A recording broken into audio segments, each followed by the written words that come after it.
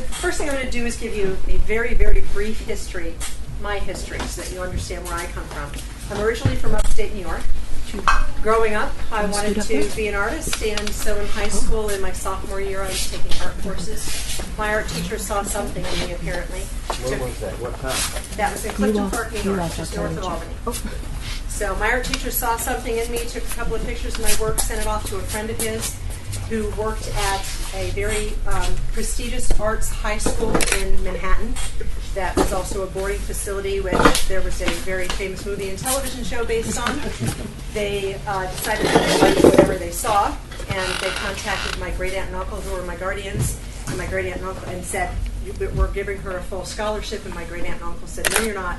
Artist starve. Thank you very much," and hung up the phone. Pulled me out of all my art classes, put me in business classes, and fortunately, my art teacher was a wonderful man, and he said, "Anytime you have free periods, if I have an art class going on, just come in and sit in. I just won't count you.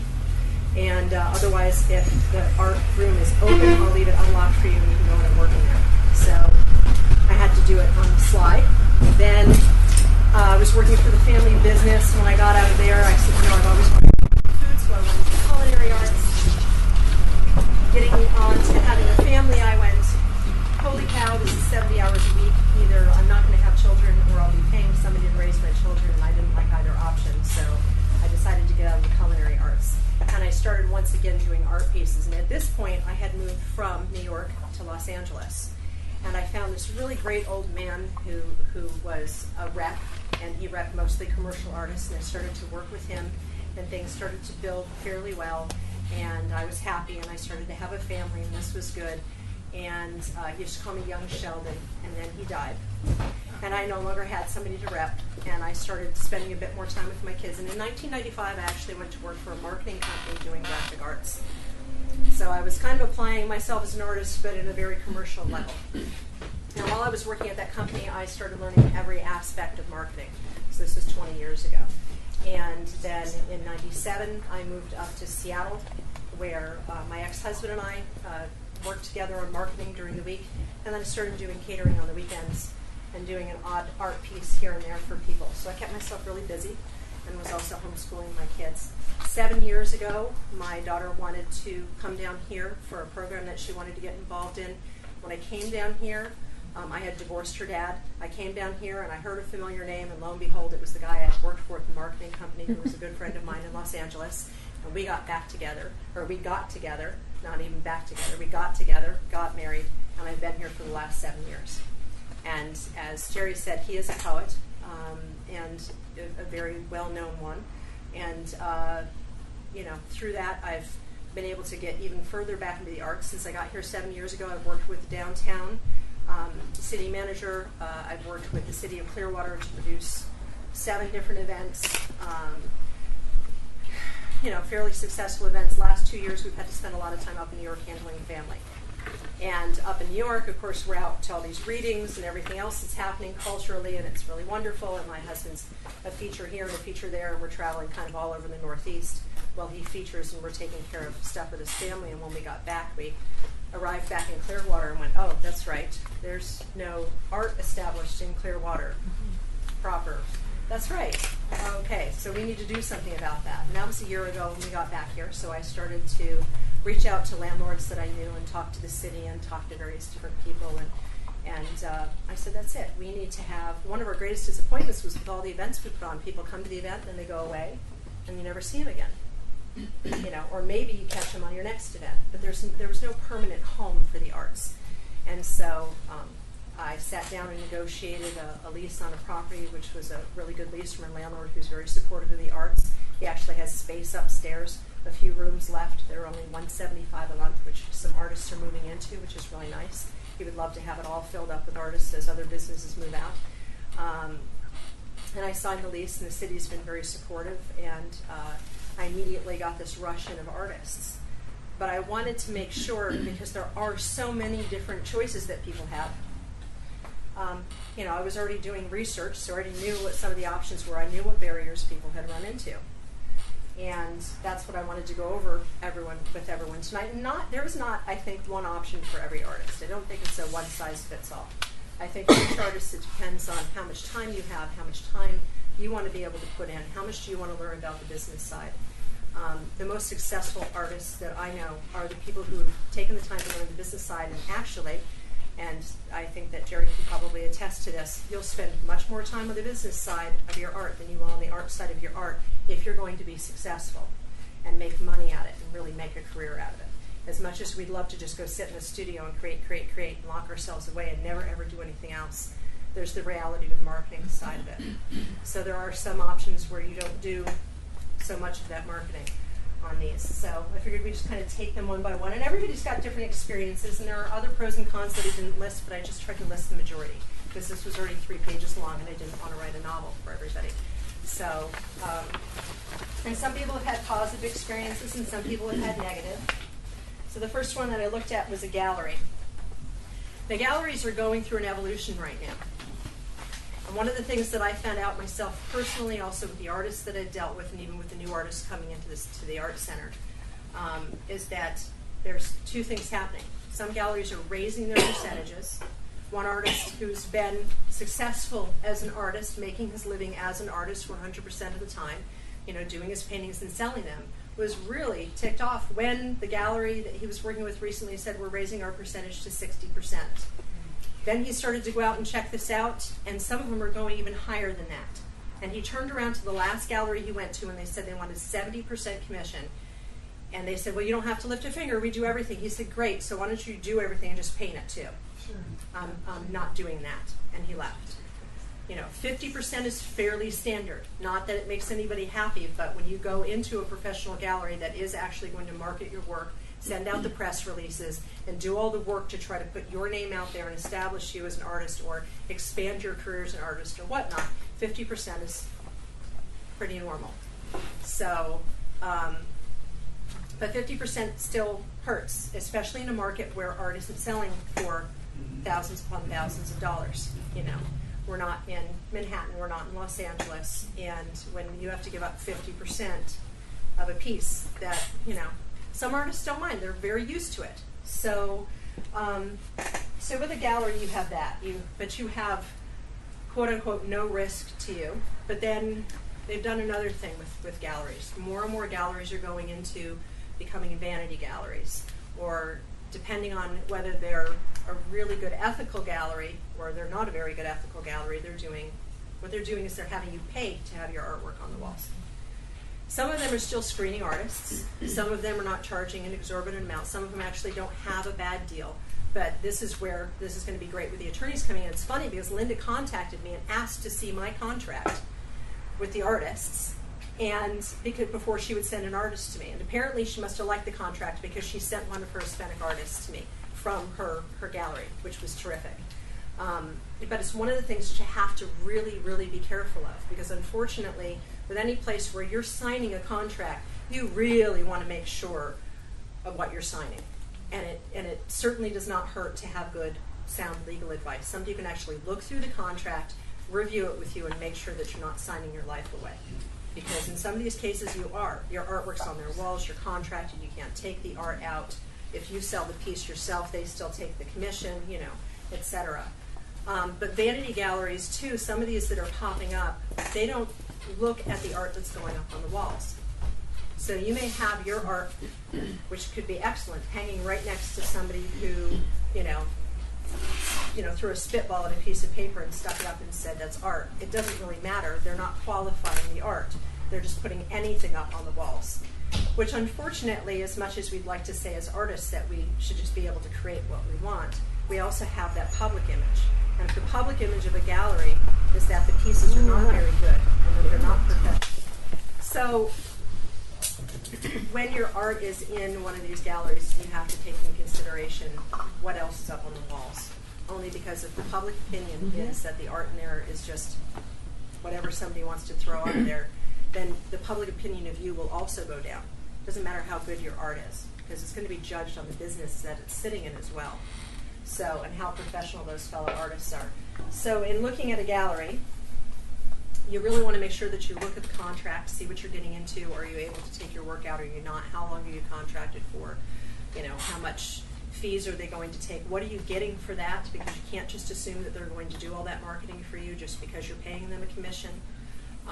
And with a vanity gallery, really make sure that they care about your work, because some of these people, they get a space, they rent out the wall space, the art goes up, and they don't have to do anything because their rent's paid, their payroll's paid.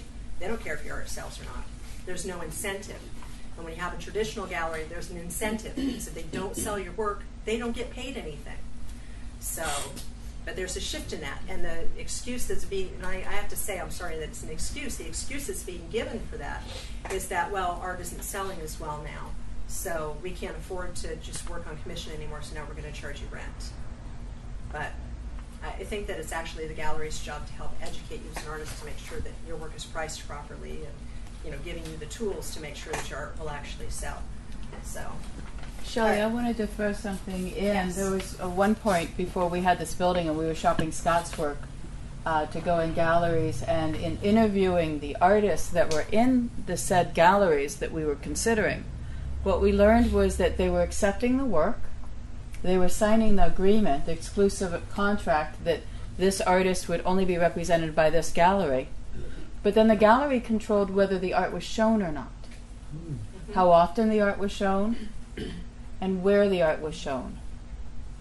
And so we chose not to go that route. We chose to go a different route because we didn't feel comfortable tying up artwork that we couldn't control whether it was on the wall, and if it wasn't on the wall, could we take it someplace else? So that's a real good question to check with somebody. And I don't know if that's the way it still is. This was about 5-6 years ago, but that was just our experience. Yeah, it's a never evolving thing. And then, like I said, more galleries are going to pay to hang your art on the wall. So, but still, some of those, again, they can, But on the other side of the coin, if they can get your artwork selling at $3,000 to $5,000 rather than $500 to $100, then that 50% commission is well worth the price. Exactly. So rather than having it just hang there and it has to sell itself, yeah, it can be worth paying the commission too. So, so then after galleries, I put down art shows. Now, I know artists who are very, yes? One other question on galleries. Do you have any experience with co-op type galleries where the artists actually lease the space, a group of artists? They may have... We actually are going to go over that. Yeah, we'll go Okay. over co-ops a little bit more too, because mine actually isn't properly a co-op. It's a little bit different. Okay. And I know we talked about it, saying it was a co-op, but there's a little bit of a twist on that. But we're going to go over co-op spaces too, because there are pros and cons to that, and we'll go over that. Art shows, I know, a number of artists who do really well. Those artists who do really well at the shows do this, according to what they've told me. They spend about 3 months out of the year creating art. They spend the next 9 months running the show circuit and working their butts off, and they own RVs or trailers because it's much cheaper than paying the hotel fees. They own all of their own equipment. So some of them have RVs, small RVs, and then they tow behind that their trailer with everything that they need to set up. Their pro panels, their tents, etc. Because leasing the tents and everything and leasing the equipment for shows costs a lot of money. So then you're having to give the show money every single time to set your booth up for you. So they come in and they set everything up, and a lot of times they'll buy a setup and think it's great, and then they hate it and it doesn't work well and things are blowing over or whatnot, and then they get rid of that and they go into the next setup. And I have one artist friend of mine who's looking at, she just got her third setup, now she's looking at her fourth setup because that one's driving her crazy too. So there's, the pros, well, you're setting your own prices, and you're kind of working on your own schedule, but it really depends on which show you sign up for, whether you're doing individual shows, and whether or not you even get accepted to those because you have to submit to each of those, or whether you're going on one of the tours where you're signing up with one of the big art companies that tours all over the place, and then you have to follow that tour, and then they will specify that you can only drop out of so many shows before you're kicked out completely. So you can't select it. So there's one of them where when you sign for the period of time that they tour, and they tour for 7 months, you can't miss more than 3 shows or you're out of the circuit. So, because they expect to have full shows, and they don't want empty spaces and everything else, and it's very much a business for them to just go from place to place to place to place. One of the interesting things that I've seen at shows is I have one friend who sells pieces that are in the thousands, and she actually sells her pieces. She's a sculptor. I have other friends who've done it who do, you know, two-dimensional artwork, who the best sellers that they have are prints that are around $95. And they'll sell those all night and day, but their originals don't sell. I don't know, what's your experience been? Because you guys do some shows. Yeah, we've been doing shows for about 8 or 9 years, and I used to show my canvases. I bring about 50 canvases I could hang up on all my walls, and paper prints. And then we started getting the bigger shows where they wouldn't allow paper prints. And then I found that when I didn't have paper prints, I actually sold more canvases. So it's kind of hard, because I had one show where I sold, you know, about $1,100 worth of paper prints and no canvases. So, you know, I felt like I had to have them, but then some of these bigger shows, then I sold more canvas without having the prints. What was the average price on your canvases that sell? I don't know, $600. For us, one of the big things about once upon a time you could do a show and you covered the cost of the show and you made money. And then the years went on and you started just to cover the cost of the show and you made money after the show. And now more or less what happens is you do the show and you sell, and maybe you cover the cost of the show, maybe you don't, but you collect names and then you work those names, and then over time. For Scott's work, sometimes people need to see it, and then it's 2 to 3 years that they make their buying decision. So the joy of having done the shows for 7 to 8 years is that we have regular people who say, oh, I saw you in Ann Arbor 4 years ago. I've painted, I'm now ready for the art. The plus of doing the shows is that you're face-to-face with your audience and you can ask questions. Do you like this? Would you like it if it were blue? Would you rather it be horizontal? You can choose whether you listen to them and whether you do it or not. But if your job is selling something that somebody wants to buy, then that kind of information is actually quite useful. Yeah. No, that's good. That gets, again, into the business side of things and the fact that it's taking you time to build that up. You have to be willing to talk to people. You cannot be the artist that sits there and looks in their phone the entire time. Though they sell, I know plenty of artists that don't talk to people and they go home with tens of thousands of dollars after a show. I know lots of artists, even today, that don't talk to people, but their work tends to be a bit more mainstream. And I don't know, maybe they have real nice smelling floor. There's something. How many people here do shows? Are there people here who do the White Town Art Festivals? So you know what I'm saying. There's, as opposed to us, big shock, I'll talk to everybody who walks by. Yeah, if I don't talk to people, they have no idea what they're seeing. Exactly. So I'm out there talking. Yeah. And they enjoy that. They love talking to the artists and hearing your story. They do.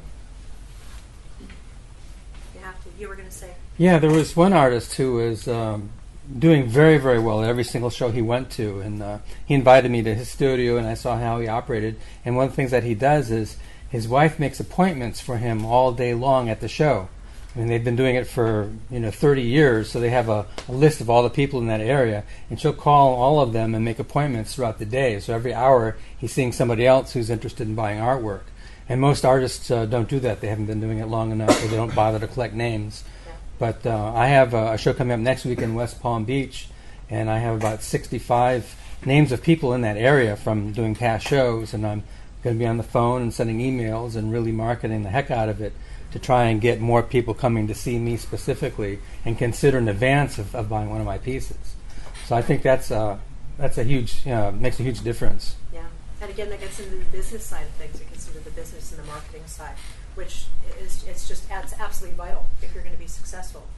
You guys know that because you've worked that for a really long time. So. If you're going to bother to drive across the state, and gee, if I could bring that with you, then you could come home with it, and it's a done thing, and I'll take a deposit. Yeah, exactly. Pre-sales. It's a good idea. All right, so art shows. I think we've gone over the cons. Bad weather. Everybody knows that can kill a show, and they don't get canceled. You just, it's not fun. You just lose. So, obviously, you're controlling a little bit more about what you're selling. You're controlling your own destiny. And like I said, I do have friends who do it, and they do it successfully, and they've done it successfully for years, and I don't think they'd ever consider doing it another way. And that really works for them. So, and if that really works for somebody, then that's what they should do. All right. And do you have all of your own stuff? So you do them regularly? So you have all of your own equipment? Well, I'm not doing the big shows anymore. I was only making, I was making the booth fee back, and I was making maybe a few $100s more, and it was way too much work. And when my knees went last spring, I wasn't sure just how many more times I could put that thing up, and I'm trying to find other ways. I'm still doing some little outdoor shows, but not the big ones. Yeah, it's rough. It's really rough. I've helped a number of people set up booths. So, and I've looked at it and thought, maybe I should do this, and I go, no. The air is so clean at 4 in the morning. Huh? The air is so crisp and clean at 4 o'clock in the morning. Yes, and it's dark, and you're sitting there turning enough light to, yeah. All right, co-ops, which is what you had asked about. And there's a number of different co-ops, so it's very difficult to nail it down because there's so many different varieties of ways. Your pros is that you control, for the most part, normally in a co-op, you control the price of your work.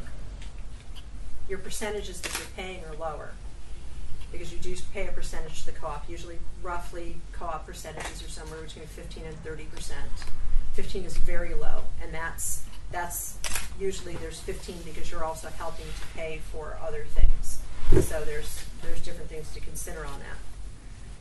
You may control your hours there. I put a little asterisk next to that because you may not control your hours there. In some co-ops, there's a very small co-op over in Dunedin where the metal workers are, right on Douglas. So, and in there, they control their own hours because what they have is little offices, basically. So it's a little bit different. Some co-ops are wide open space like this, and it's all sharing space, and you have like a little cubicle set up. Some of them are like the one in Dunedin where you have a little office space with a door, so you can come and go as you please. So that kind of depends. And in some co-ops, the cooperative is, hey, here's a big space, and let's all share the rent. And you share the rent, and you share the utilities, and it's divided equally between everybody, and then what you do is what you do. You come and go as you please. You have your artwork up.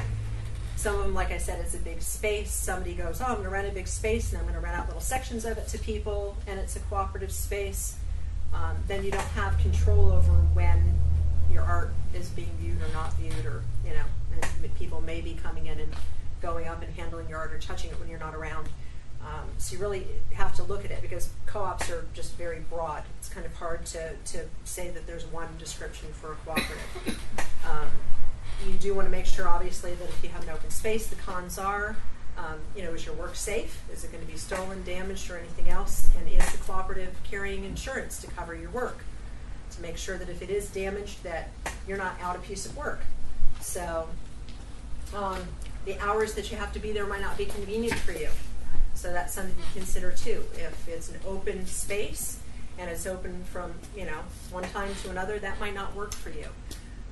If you are, if you're working 100% on your art, maybe that works for you to go ahead and set up your studio space there as well. And some cooperatives are studio and sales space, so it's public space and also workspace at the same time. So maybe that works for you. But if you're working another job in addition to working on your art, their hours may not work. Who's overseeing the operations and how are they running the business?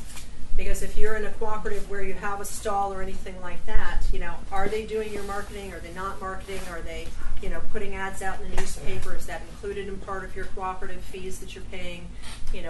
Those are all things that you have to look at, and each cooperative sets things up very differently.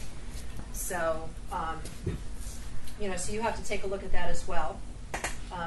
I have to say that most co-ops, other than just saying that they exist, they're not really doing anything for individual artists. They're just telling people about the cooperative itself. The other thing is, who's handling the marketing and PR? Again, most of the time that's still the artist's responsibility in the cooperative. It's the space that you're sharing. You're not really getting anything from that like you would out of a gallery space. There's one in Dunedin. It's called Seven Arches Gallery, and it's on Keene and Maine. And the fees that the artists pay go into sharing a marketing person. and they have probably a minimum of 2 to 3 events a month. I'm really impressed by them. Yeah. They can reduce their rent by working as well, or not reduce their rent by choosing not to work. And it's very delineated whose wall it belongs to whose art. But they have multiple shows every single month, the last Friday of every single month. They do their e-blast. That's one that is active. Yeah. It's nice to there's see. Like Sterling Gallery yeah, is very there's a couple active. in Ybor City. There's 1 or 2 in Clearwater. They are around. But this is why you want to just know the right questions to ask when you go in there. So, and it is good because you're right. I mean, there are a few of them doing that, which is Yeah. smart. And you want to talk to the artists and find out, are they successfully selling their work? Because I know one place unfortunately has somebody who's supposed to be doing their social media marketing for them. Not very good. Know somebody else who hired like a college, kid to do the social media, and that person's doing, gangbusters, and it's working out really well. So you want to talk to the other artists. If you want to go into a cooperative, definitely talk to the other artists that have been in there for a little bit and see how their experience has been.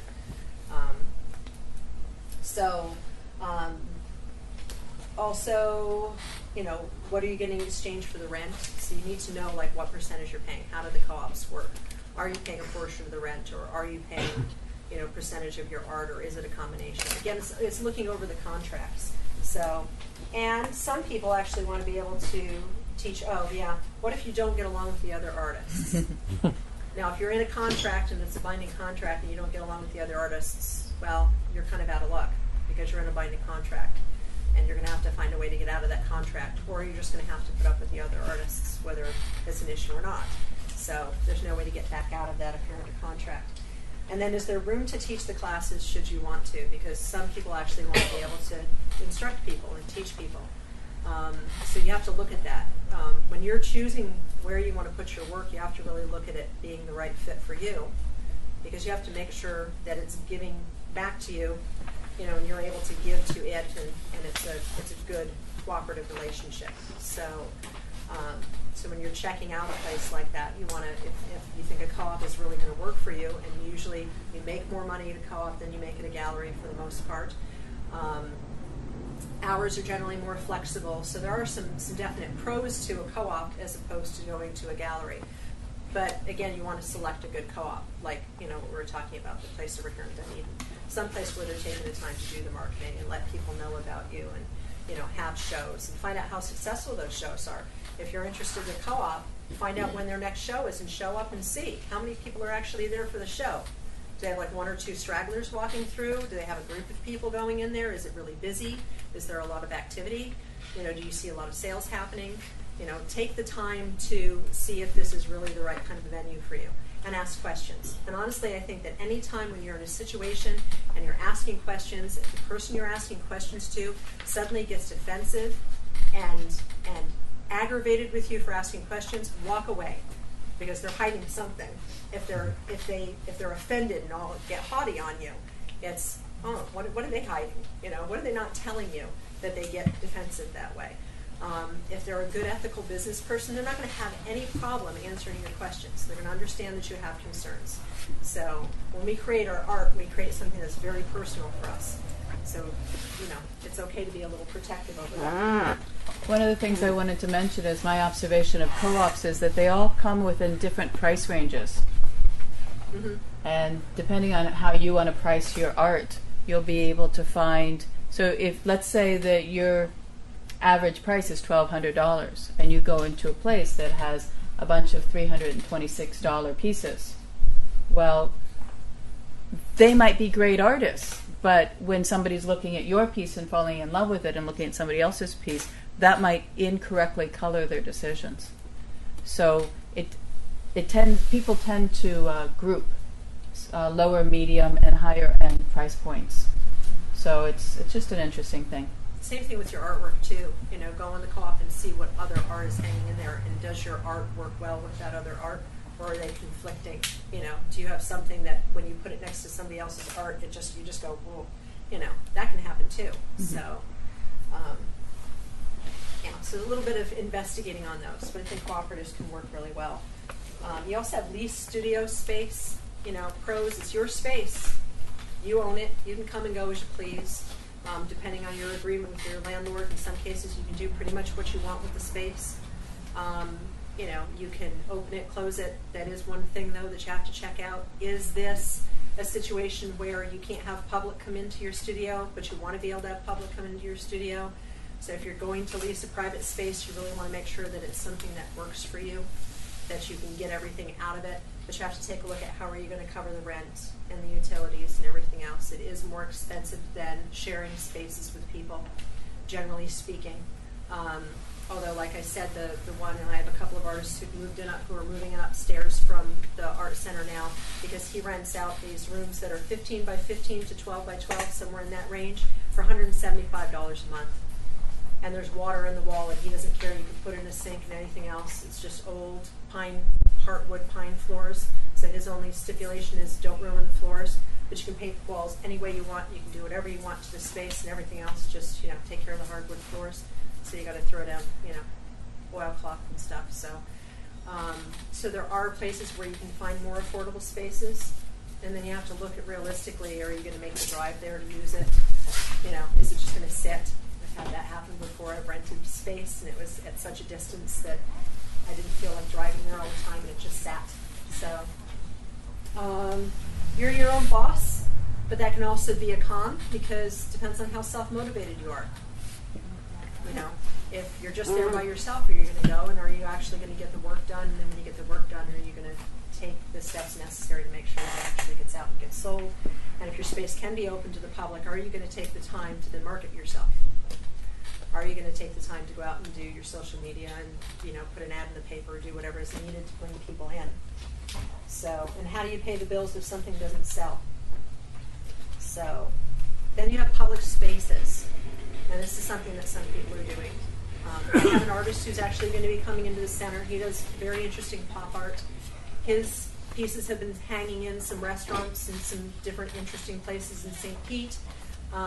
In his case, he's actually paying wherever they're hanging 50% commission, which I find really kind of, you know, it's like, why would you do that? Because it's just hanging in a public space. There's nobody to talk to about the art. If somebody has questions about the art or the artist, these guys really don't know anything about him. There's no contact information there, you know. If somebody's in matter of fact, he said that a couple of his pieces, he was told by one place that people showed interest, but they liked the pieces up there so much that they didn't try to sell them because they want to keep the art on the wall. And in some of these cases, you're actually contracted to leave your art up for a 12-month period of time or whatever. The place is getting free decor, and you can't sell it. So you need to be very careful when you're going into a public space. If your work is damaged, is it covered by insurance? You know, are they going to make sure that it's covered, or are they going to fight you on it? You know, are you being contracted? If you're not under contract, you know, what kind of percentage are you going to pay these guys for letting your art hang up there? Are they going to actually allow you to put your contact information up so people can contact you? Is anybody even going to bother to try to sell it? People go, great, it's free exposure, but it doesn't do any good if somebody sees a piece of art and they go, oh, I love that piece of art. I wonder who the artist is. That was a great piece of art. And they walk away because they have nobody to talk to about it, nobody to sell it to them, and they have no way to tell who did the piece, so they're not going to find you. I'm not going to try to read your signature and Google you, although they might. I did that once. But, you know, most people aren't necessarily going to do that. So hanging in public spaces, unfortunately, has a lot more cons, I think, than it does pros. Unless you're doing something like, you know, you're working through something like Jerry has worked, so that these pieces are going up in specific places, and there are, you know, careful contracts worked out, and I'm sure they are in spaces where insurance is in place and pieces are protected and pieces are actually selling, which is good. So sometimes when we put pieces in public spaces, the only way that we'll do it is if we can do massive public relations. So then that way, if somebody does see it, or if then they Google, you know, art piece on blah blah wall, a name can come up and a contact name can be found. Because there's got to be some exchange if you're not going to get paid for it, and if you keep it up there for X period of time. You have to have bragging rights. You have to be able to put it on your website. You just have to. Yeah. Yeah, absolutely. And I have seen that on some artist resumes. You know, they've sent into the center and stuff. They've had pieces up in public places.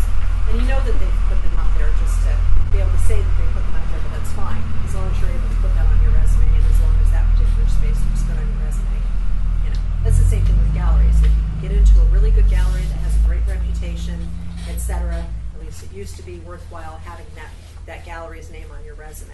Well, my work was, featured at such and such a gallery.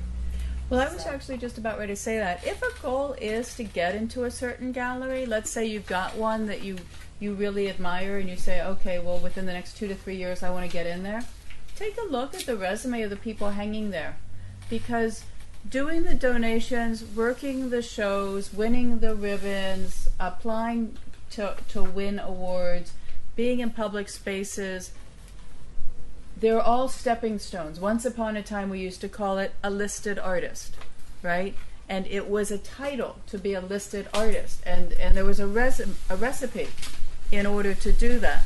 And while, at least around this area, people don't talk about that anymore, it's still very important. So everything that you do takes you to another place. So maybe you can't get into your ideal location in 2015, but if you set your sights and say in 2018, I'm going to be able to be in, and thank goodness for LinkedIn.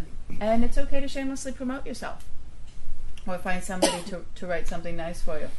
But if what you got out of putting yourself in a public space was that you could say that you hung in the wherever, we had a great opportunity one time. Scott was hanging in the VIP lounge of the Mahaffey, and they were going to buy, and we were so excited. In fact, we never tell anybody that you did that, because we were so angry that they decided not to buy from him, but because they knew they could get another artist to hang for free. And our ego was hurt, and we were angry because we thought we had a sale. She was on her way over with the money, and she showed up with the art pieces. Didn't want the art pieces back. Wanted the money. But if we did bothered to tell somebody, that would be a nice stepping stone to something else. So everything has value. Yeah, absolutely. So, all right, which brings us to online art sites. Does anybody have any questions about anything so far? Because I don't mind if hands go up, or if you have any comments of your own, any of your experiences of your own you want to share on. Online art sites. So far in the research that I've done on online art sites, and there are some new ones popping up, and I've been checking those out as well. Art.com has a sister site which is for artists that are not Renoir and etc. for all the prints that they sell. And so I've been checking out the pros and cons with these guys. What's the name of Art.com's sister site? I had to ask, didn't I? You had to ask, didn't you? I'll have to look it up before we leave tonight. I do not remember. Art.net. Well, I'd like to hear you delineate the different. I mean, there's so many subcategories of online art sets. So there's the online retail things. Right. The Art.com, the Wayfarers, the Amazons, and then there's the what's that one that so many people? Etsy. Fine Art America. Fine Art America. Fine Art America. Etsy's great for the originals. Crafty. What's that? Yeah. It's sort of more crafty. That's more crafty. Yeah, Fine Art it's more America's crafty. incredibly And public. the average or ticket popular. price on an item that sells at Etsy is $90. So, which is why your craftier people are on there, or people selling really little pieces. Or I have one artist who's going to be at the art center, and she sells cards with her art on it, with her art printed on them. So yeah, so Etsy is a smaller dollar amount on art sales for sure. But I do have some artists who get, Started. decent money that way, because they're selling a whole ton of these little pieces for, and they're selling a lot of them. So they're getting a lot of them printed and selling a lot of them, and that adds up. So that is a possibility if you want to be bothered with, the $95 pieces to just keep selling a whole bunch of stuff. So it does break down, and I didn't break it down a tremendous amount, but we can talk about it because I've looked at all sorts of things. Amazon, you have to have barcodes. You have to have ISBNs. I just worry about the scammy stuff. You have to have ISBNs for Amazon. It's a little bit difficult to sell your work there unless you, at least originals, unless you have a ton of the same thing. You're just printing and selling the same thing, and you can put an ISBN barcode on it. Art.com's sister site, the more major, there's a few of them, and I should have gotten their names, and I have them on another document. I'll go check real quick. I have them on another document at home. That's very frustrating. I'm curious. How much are ISBNs now?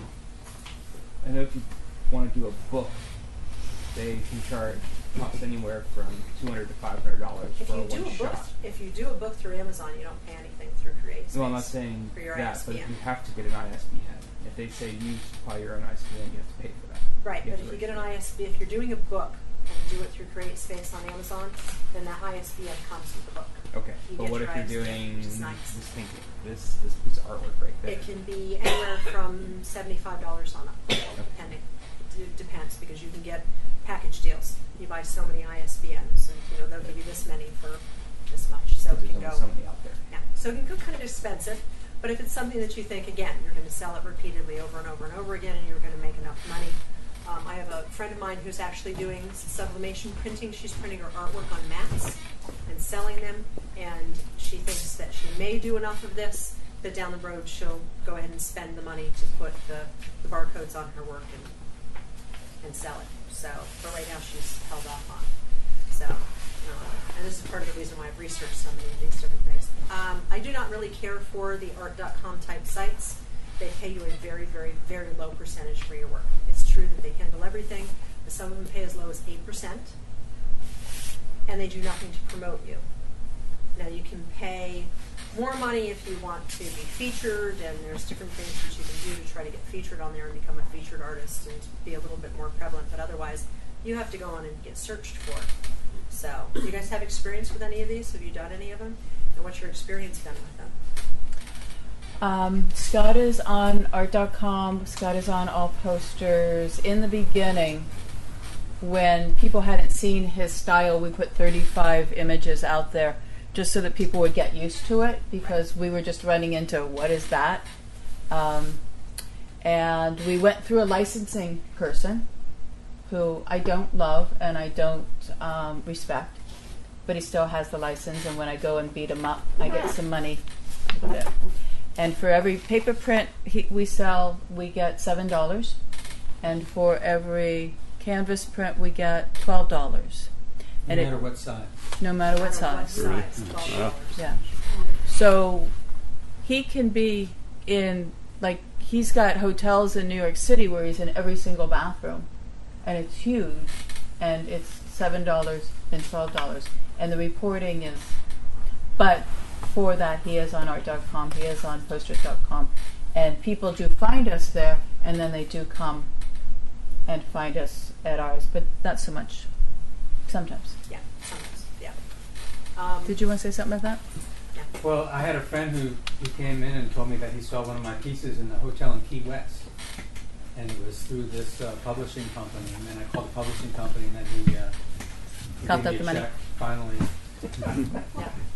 Got you $7. Yeah, so Yeah. it's very easy Pretty much. to get ripped off, unfortunately, in these situations. Because, yeah, they can sell your art. You have no idea they sold it. You don't know. You don't know. They could just be taking everything. And they do take a hefty, hefty chunk. So, And they sign your name. yes. Yeah, They do sign your name. they do. So, so I really encourage people to kind of stay away from that end of things. There are different art sites where you are in control in selling your art. Like you said, there's Etsy, there's the other one that we just mentioned a minute ago. Fine art. Fine art. So, Yeah. and some of those sites artists have been pretty happy with. You still have to be able to do the marketing on that. And that's the great challenge with the online world, is that regardless of what you're doing, you really have to still do your marketing. It all comes back down to that. And you can, we'll get into the other option of your own website too in just a minute too. So when you do online, they may market you if you play the game right, like I said. You don't have to handle printing and shipping. They handle all of that for you.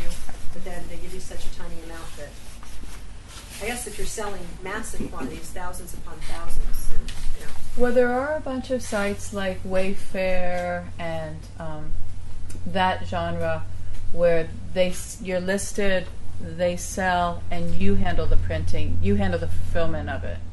right. And so basically, it's an online retail store, and they get the wholesale. Client buys retail, they get wholesale. They pay net 30. They pull out 4% for problems. So we had some We've been with them about 8 years. We've had one return. And the good news was we were paying that 4%, and so we didn't have to give our money back. And we got our back.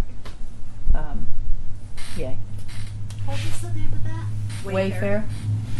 Yeah, they're advertising on TV a lot now. They've gotten pretty big. So. Yeah. Yeah. But they are moving to the world of Amazon where they want you to have a barcode. They provide a spreadsheet, and you must do the spreadsheet the way they want the spreadsheet. But if you think about it from their viewpoint, they're dealing with millions and millions and millions of pieces of merchandise, so you kind of have to. That's all about bar stools, all about table lamps, all about lights that hang 3 inches from the ceiling. Mm-hmm. They are the niche marketer, and they take every single little minute. Yeah. So, you do have some better retailers to deal with there. But again, you still have to do marketing because they have so many people going to their site. Your work may or may not be found, so you still have to drive people there. So then you've got the other option of your own website, social media. I know a fair amount of artists who've gotten familiar enough, who are comfortable enough with computers and have gotten familiar enough with different software programs that they're just building their own WordPress sites and they're managing them themselves. So, because if you have to pay somebody to build a website for you, then you don't understand how to manage it, and you have to manage it yourself, it becomes expensive. Something that I've done for some artist friends of mine over the last few years is I've built the WordPress sites for them because I do custom WordPress sites for people, WordPress themes, so I've built their site from the way they want it and then taught them how to go in and do the editing themselves so that they can just handle it all themselves after that, and they don't have to continue to pay somebody to do upkeep. There are some advantages to that because I put down, you're the person handling your PR and marketing, which can be an advantage if you handle it and a disadvantage if you don't do anything. Because you can put up the most beautiful website in the world, and if nobody ever finds it, you're never going to sell a thing. So there are some challenges to having a website up there. You do control the price of your own artwork. You set your own hours, so if you want to work at 2 o'clock in the morning, 4 o'clock in the morning, 5 o'clock in the evening, anytime, you're a bit of your own master over that. However, besides credit card fees, you're keeping all the money, because in most cases you want to do something like set up PayPal.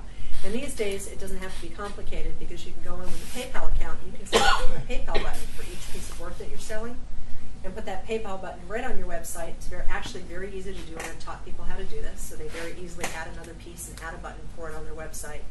And that's it. It used to be that you had to have special software for a shopping cart and this and that and everything else, but it's become a whole lot easier for people to actually set up their own stores online.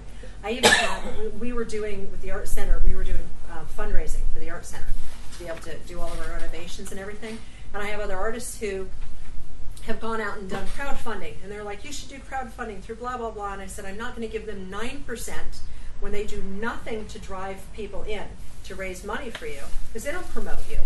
Unless you just happen to be their selection of the week, and then maybe you're promoted, but, again, you're a drop in the bucket. So you go and put this thing up, and then you have to drive everybody to it for the donations, and they're going to keep, 9% or whatever of it. Or I could turn around and throw up a one-page site really quick with a bunch of donation buttons that looks just like their page, and I could drive people to that instead, and I only paid 2.9% to PayPal. So that's what I did. Because when we tried doing the crowdfunding site, it failed, and if you don't hit your goal, you don't get any of the money. And over here, I get it as it comes in, so that we were able to keep the renovations rolling all the time. But things have gotten a lot easier on the web side of things. So the pro and con is that you're the person handling your PR and marketing. If you know how to do your marketing, that's great. If you don't, the question is how do you find out?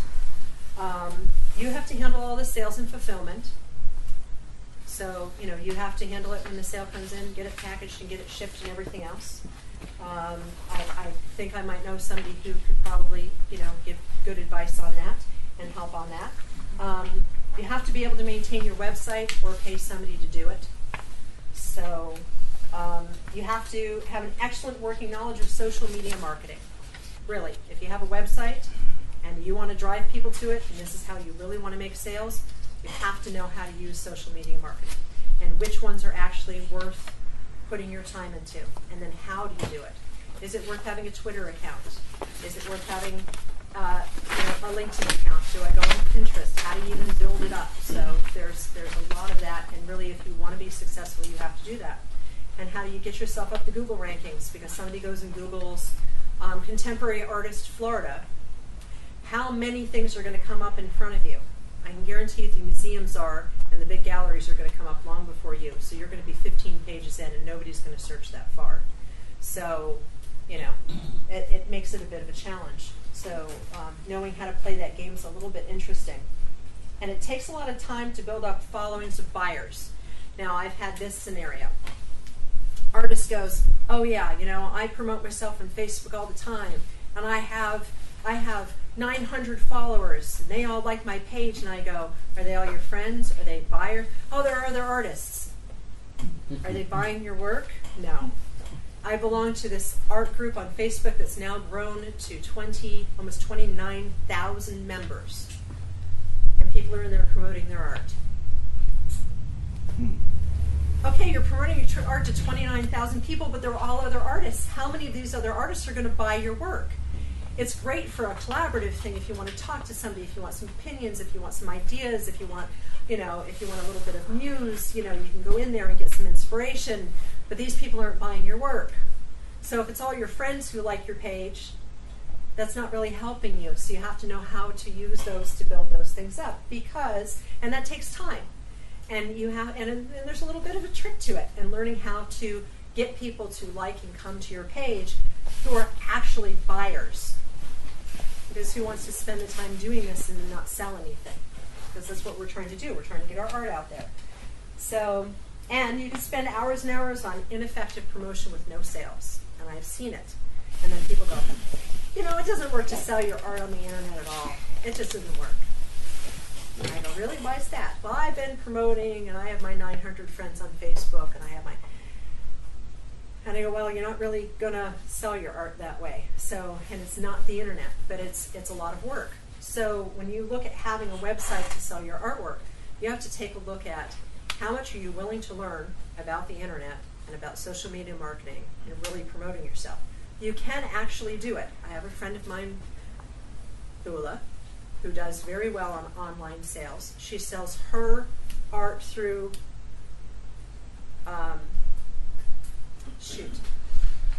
she sells her art through one of the art websites, and I can't think of it, but it's one where you control it, and you're controlling your work, and you're doing your fulfillment and everything else. And she does very well with it. She spends a lot of time marketing, and she knows how to do it. She's learned from people who do social media marketing, and she knows how to do it.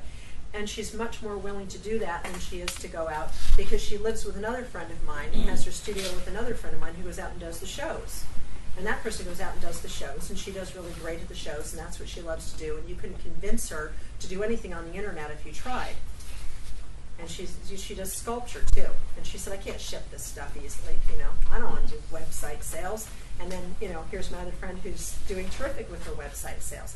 So again, it comes down to which one is the best fit for you. What do you see yourself more willing to do in all these different scenarios? So, how's somebody going to find you out there on the internet? Because it's a really big space. You have the entire world out there. So I wrote here, what many artists do not consider is that there's a business side to being an artist. You're an entrepreneur if you're an artist. You are. You're your own boss. You're your own business. Unfortunately, like I said, we can't just go lock ourselves in the studio and create, not unless you're fortunate enough to have an entire team out there working for you for whatever, to promote you and handle everything for you.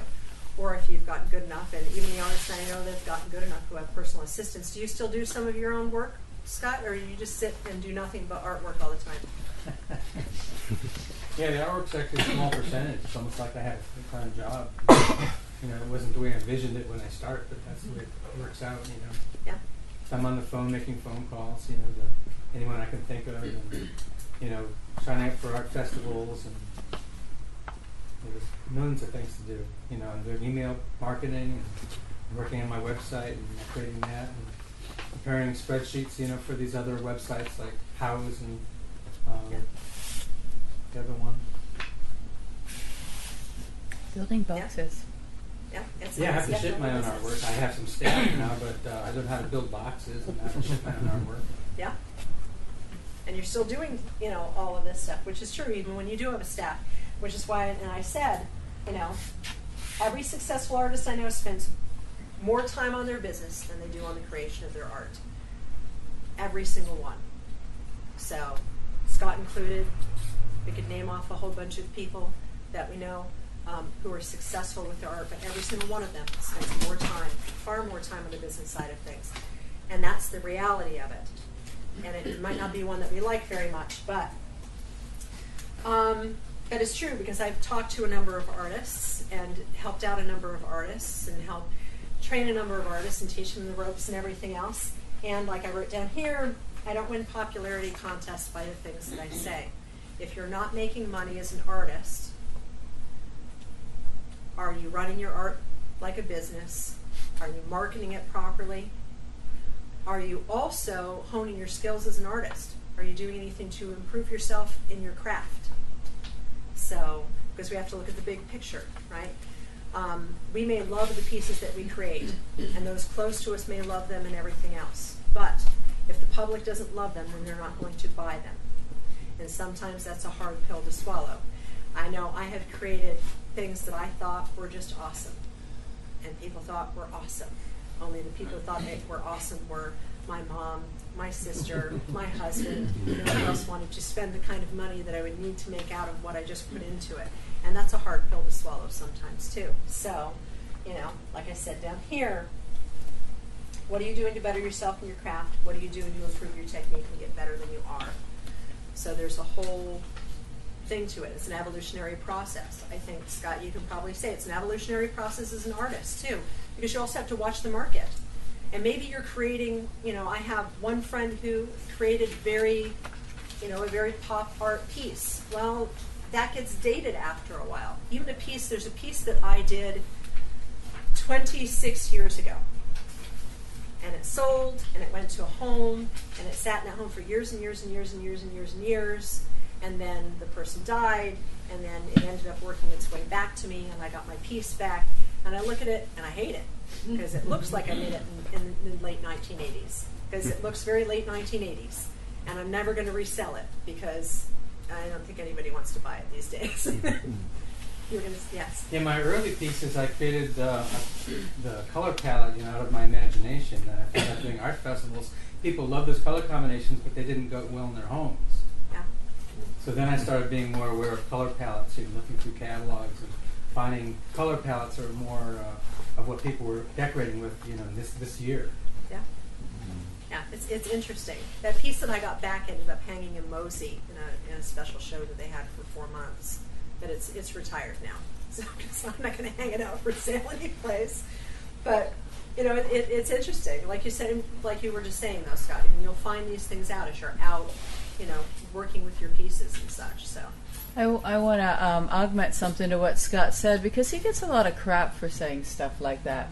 And so the lesson of that is, who are you and who do you want to be? We have kids, we have a big building, he has to sell, he has to make money, otherwise, you know, the alternative is we go off and get jobs, and this is an awful lot of work and we don't mind doing it. So his work, some people might say, goes more decor. He's okay with that. He's actually coming out with a line of originals that would be more of the fine art. If you are fine with the decor, if you're the person who says it's okay, art can match your throw pillows, awesome. If you're the person that says, I don't care what color the throw pillows are, I'm going to create what I want to create, awesome. And while you're evaluating where you're going to put your work, how you're going to price it, you need to be very aware of that and what your limits are, because that will help guide you and it'll help you get from here to there faster. It doesn't have to be the full-time endeavor. And I'm really sorry that Shelley's being a real drag, a real downer. I am. I am. Well, I think No. at the art festival, is 98%, maybe even 95% of people are looking for something that looks good over their couch. Right. And it's decor. Whereas the 5%, maybe 10% at most, are collectors, where it doesn't matter. They just fell in love with the piece and they want to buy it. Right. I'm one of those people who I do buy other artists' work. I don't want to see my artwork in my house. Other people can have that. I want other people's artwork in my house, and I have an eclectic mix of art in my house. So I'm one of those people who does wander the festivals and go to every place I possibly can. And if I see a piece of art and I like that piece of art is going to come home with me. So, I don't care about the sofa or anything else. I have one artist from Miami, and I have these little prints from him, and actually they're little originals from him, the little guys, little tiny things. And I have 4 of them, and they're really cool. They're like pop art deco, funky little things. There's a little black cat in each, every one of them, and it's got all the bright art deco colors, and I just absolutely love the pieces, and so did my husband, and they came home with us, and they're up on the wall. And then I have 3 other pieces by an artist who does like jazz musicians in very vibrant colors that are just amazing. And I have a mask from Africa hanging on my wall, so go figure. So I don't match any of my artwork, but a lot of people do. So I'm a very small percentage, where a lot of people are looking for things that are more mass appeal. So yeah, that is something to take into consideration. So this is how, through all of this and all my research that I've done and everything else, coming back to why I opened up Clearwater, or why I'm opening up Clearwater Center for the Arts. We're opening March 21st.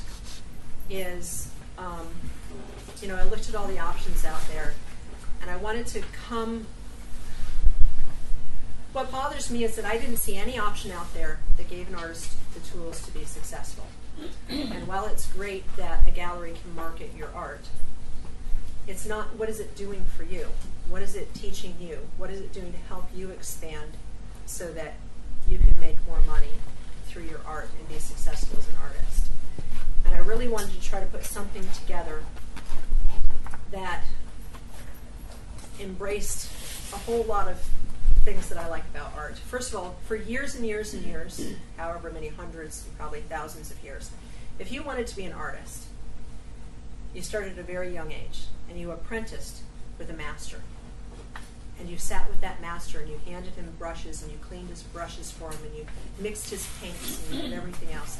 And you learned how that master did what they did. And then from that, you learned your craft. And then you yourself became a master. And then somebody would work with you.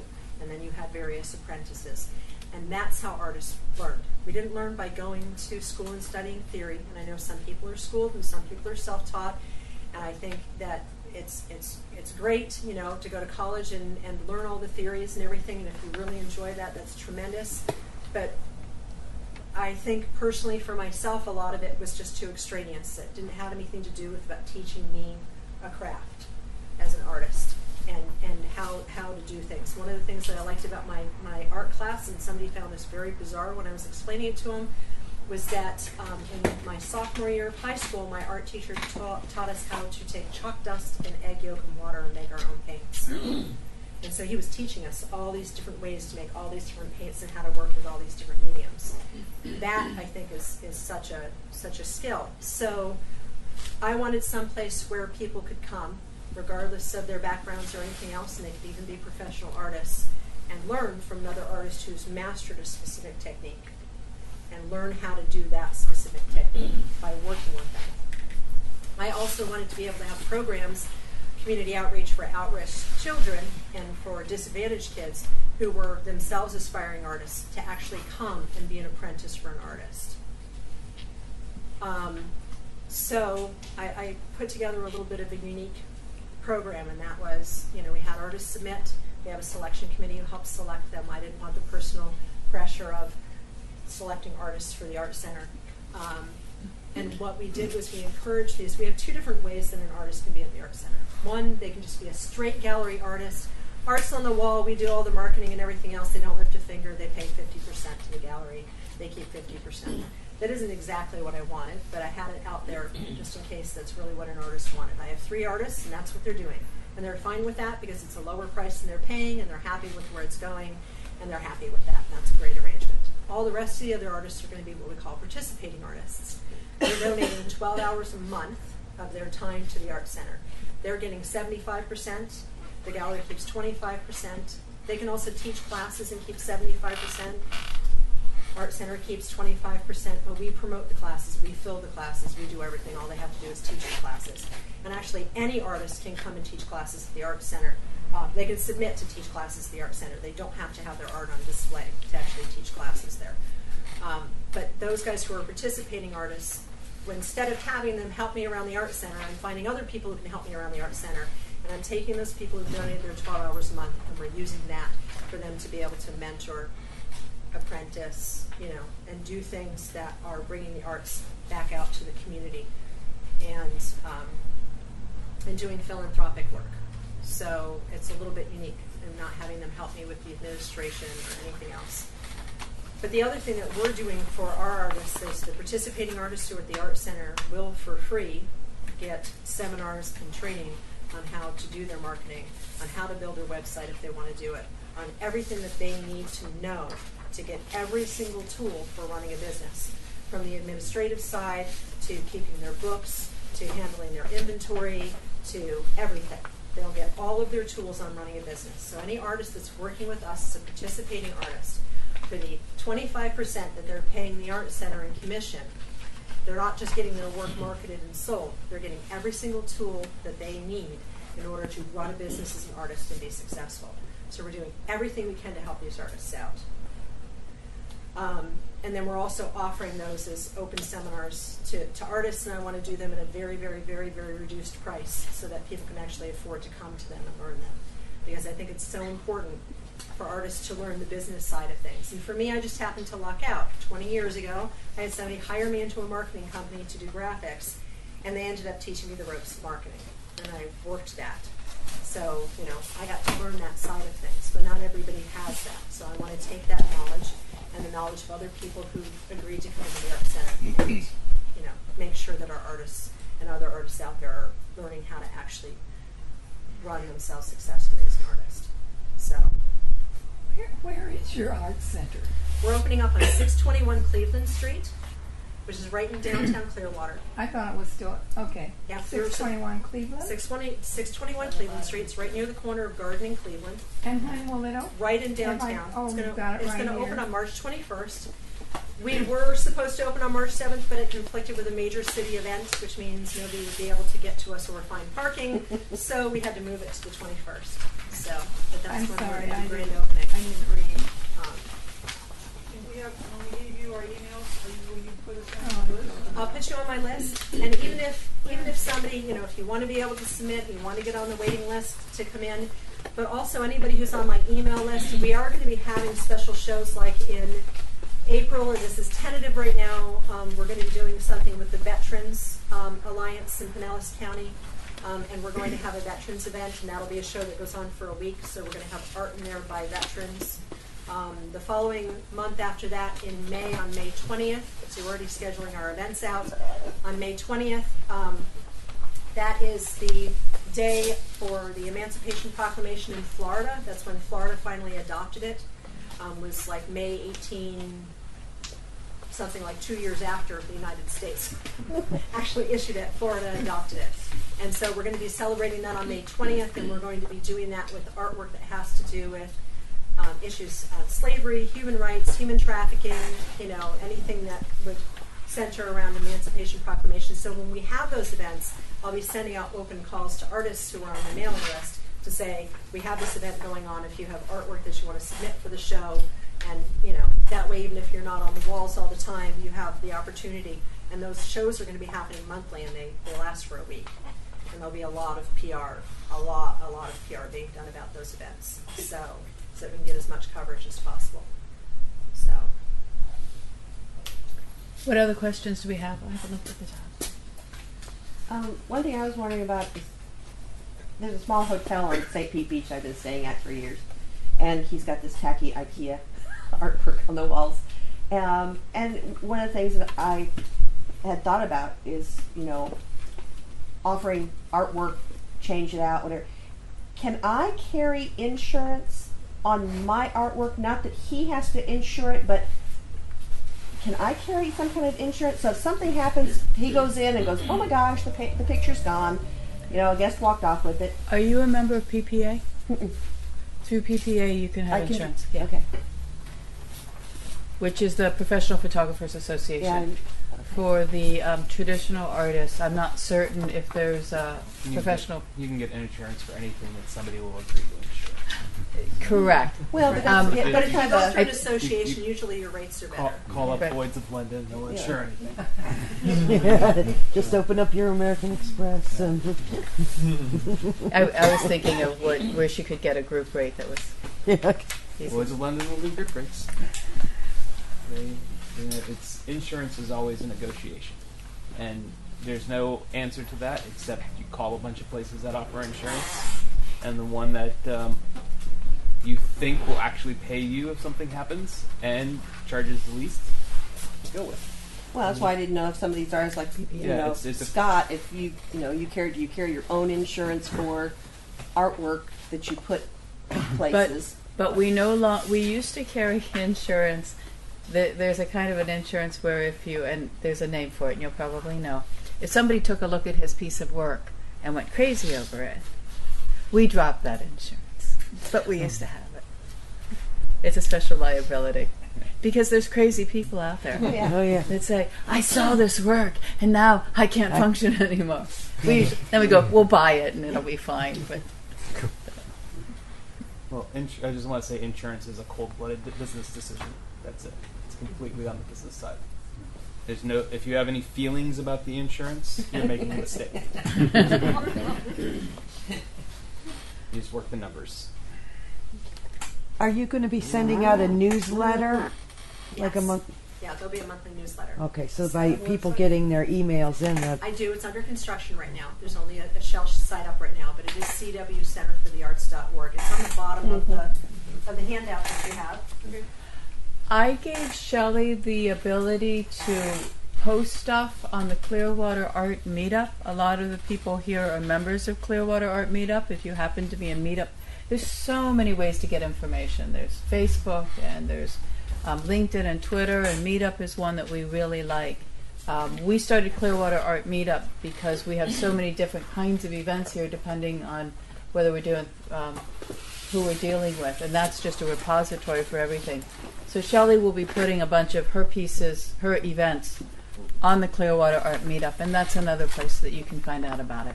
And if you are on Facebook, you can go to CW Center for the Arts. It's Facebook/CW Center for the Arts. And that's our page for the Art Center on Facebook, too. Right now, I'm a bit spread thin because I'm working on finishing renovations. Like physically, I'm working on renovations. She's accepting help. Accepting help, along with meeting with city officials and everybody under the sun, moon, and stars, and artists, and handling licenses and business, this and that, and everything else. I'm spread a little bit thin, so I might not always update that page as frequently as I would like. So, yes. How big is the center? How large? We're 2,100 square feet. The front space is 1,400 square feet. That's our gallery space. We actually went in and removed 4,000 pounds of plaster and lath to expose a brick wall. The other wall was actually done in a exterior stucco and was really nasty and thick. And so we did a plaster effect on that wall, and then we got that wall painted, and we've just put in our track lights, and the concrete floor is the next thing that we're dealing with. It's the last thing. Huh? Stucco was tough to paint. And it was just a mess. We didn't even want to paint it, so we just I did a plaster effect over it. Every little crack. Well, that, and if you just even went like this on the wall because they used exterior stucco, you just scratch your hand right up. And I said, there's no way I'm hanging art on this. So plus it would detract because you have so much shadow and everything in that wall. It would be a distraction from the art. So we just did a basic plaster technique, so it's a very rough plaster on there, and then painted that. The way the art is actually going to be suspended, because you don't want to hang on brick, is we're going to have copper pipe that hangs from the ceiling just a little bit, and then the art actually hangs from the copper pipe. it's going to be on wire. So it'll be interesting. But anyway, so 1,400 square feet of space. We do have some panels very similar to what he has back here, which we can bring in when we're doing shows, so that we can actually add to that space. Without those panels in there, we can comfortably seat 75 people. We have a stage that is being built that's two-piece sectional on casters, on locking casters, so we can actually move the space, the stage around the venue, even though we have a staging space to the back. The back room, which is about 700 square feet, is we have a little bit of storage space for materials, and then we have a more open space, which is probably, a little bit wider than this panel right here and out to about here, so that you can have, in that space, actually, you can comfortably seat, probably you saw the space, 12, or so students at a table or at easels or anything else that you want for teaching classes. And then when we don't have classes going on, any of the participating artists can sit in there and do their own work if they like. So, and then at various different times, we'll cover up the concrete floor out here with the oilcloth and let people work out there too. So, we very much want it to be interactive with the community. We want to bring people in, and we also want to create a community for the artists, so that if there's no class scheduled, we have a bunch of our artists who said, well, I'll have some materials here so I can just sit and work, and they can, everybody can sit in the back at various different times and be working on pieces, and either just sit there quietly and work on their work or talk to one another or whatever. So, Any other questions? Shelley will stick around, so if I want to be respectful of people's time, some people have a bit of a drive, so you're welcome to stay.